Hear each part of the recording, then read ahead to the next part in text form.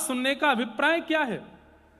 ये सब चित्त में प्रकट होना, सहजता, सरलता, दीनता, निर्मलता, ये सब आपके चित्त में अगर अनेक सत्संग श्रवण करने के बाद भी ये परिवर्तन आपके चित्त में नहीं आया तो फिर क्या कथा सुनी आपने? जीवे दया नामे रुचि, महाप्रभु जी कहते हैं जीव के प्रति दया और नाम के प्रति रुचि ये बननी चाहिए।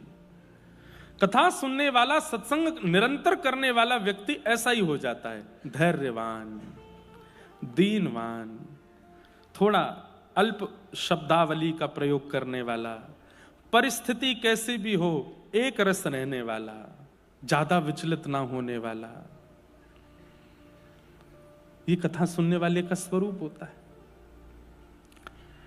लेकिन खूब कथाएं सुनी, खूब प्रवचन किया, फिर भी दोष नहीं गया, दूसरे के प्रति ईर्ष्या की भावना नहीं गई, क्रोध में कटौती नहीं हुई, शब्दावली घटी तो नहीं और बढ़ गई। कई लोगों में ऐसा होता है, कथा बहुत सुनने से उनके अंदर भी इच्छा हो जाती है हम भी कथा करें, अब हमने बहुत सुन लिया, अब हम सबको सुनाएं, हमने बहुत सुना, अब हमारी सुनो, अब हम क्या कह रहे हैं। कई लोगों में ऐसी इच्छा हो जाती। नहीं, कथा सुनने के बाद तो मौन की इच्छा हो, एकांत की इच्छा हो, धैर्य की इच्छा हो, ये कथा सुनने का फल है। और बंधुओं, ये सारे परिवर्तन 7 दिन बाद होंगे नहीं, जैसे जैसे कथा चलेगी वैसे वैसे होते रहेंगे, एक एक घंटे में परिवर्तन होता रहेगा। और मैंने कल भी कहा, मैं आज भी कहूं, परिवर्तन हो रहा है मानो ठाकुर जी की दृष्टि है। लेकिन पूरी कथा होके चली गई, वैसे के वैसे ही रहे तो अभी जाओ पंडरीनाथ भगवान को प्रणाम करो, आपकी दृष्टि नहीं हम पे, इतना सब कुछ हुआ फिर भी परिवर्तन नहीं हुआ। कई बार औषधि दी जाती है लेकिन फिर भी पेशेंट ठीक नहीं होता। क्यों? क्योंकि डॉक्टर सीरियसली नहीं ले रहा उसको। जो नॉर्मल बुखार वालों को दवाई देनी चाहिए वही दे देता है, जो नॉर्मल ड्रिप चढ़नी चाहिए वही कर देता है। जब डॉक्टर सीरियसली ले लेता है ना, पेशेंट को ध्यान देने लगता है, तो 1-2 औषधि में ही ठीक हो जाता है। ऐसे ही हम सब पेशेंट हैं, ठाकुर जी डॉक्टर हैं, और ठाकुर जी जब हमको सीरियसली नहीं लेते तो कितने भी डोज कथा के मिल जाए कोई फर्क नहीं पड़ता। लेकिन जब ठाकुर जी हमको सीरियसली लेते हैं तो 1 मिनट 1 घंटा की कथा भी परिवर्तन कर देती है। एक प्रसंग भी आपके चित्त को झकझोर सकता है। परिवर्तन आना चाहिए, बदलाव आना चाहिए। श्रीमद् भागवत के प्रथम श्लोक में भगवान के सत्य स्वरूप को वंदन किया, सत्यम परम धीमहि। मैं परम सत्य को वंदन करता हूं। ठाकुर जी परम सत्य हैं, सब सत्य का प्रमाण देते हैं, पर ठाकुर जी परम सत्य स्वरूप से ही हैं, उन्हें प्रमाण की आवश्यकता नहीं। जब मैं नहीं था तब भी भागवत जी थी, आज मैं हूं तो भी भागवत जी हैं, मैं नहीं रहूंगा तब भी भागवत जी रहेंगी।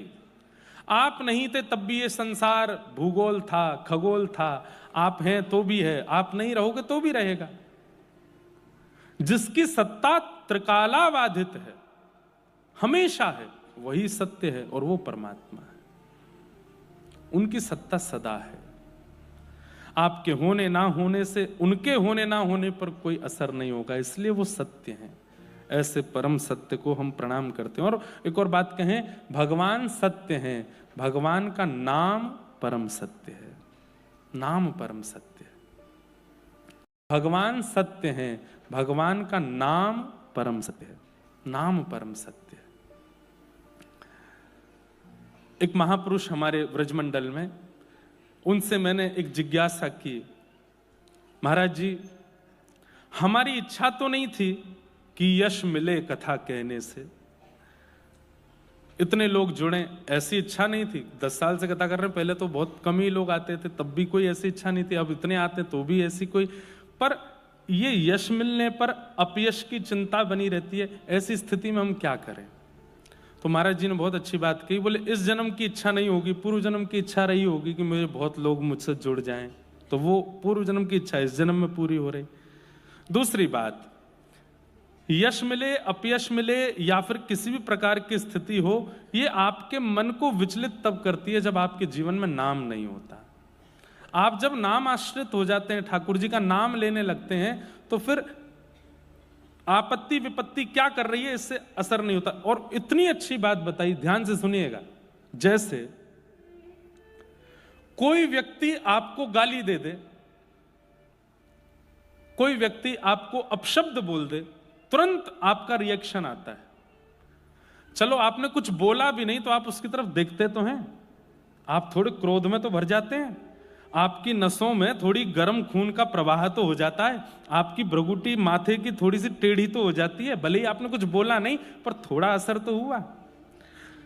कितनी अच्छी बात वो महापुरुष कहते हैं कि जब किसी की गाली देने पर एक क्षण का असर होता है, ऐसे नाम सुनते ही असर होने लग जाए, तब समझो कि नाम की कृपा है।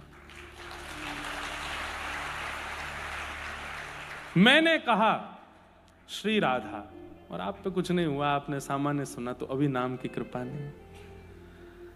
लेकिन जैसे ही कहा गया श्री राधा रमण, श्री राधा वल्लभ, राम कृष्ण हरि, और सुनते ही नेत्र बंद हो गए, रोंगटे खड़े होने लगे, शरीर में एक आनंद की लहर दौड़ने लगी, समझो अब नाम आया है जीवन में।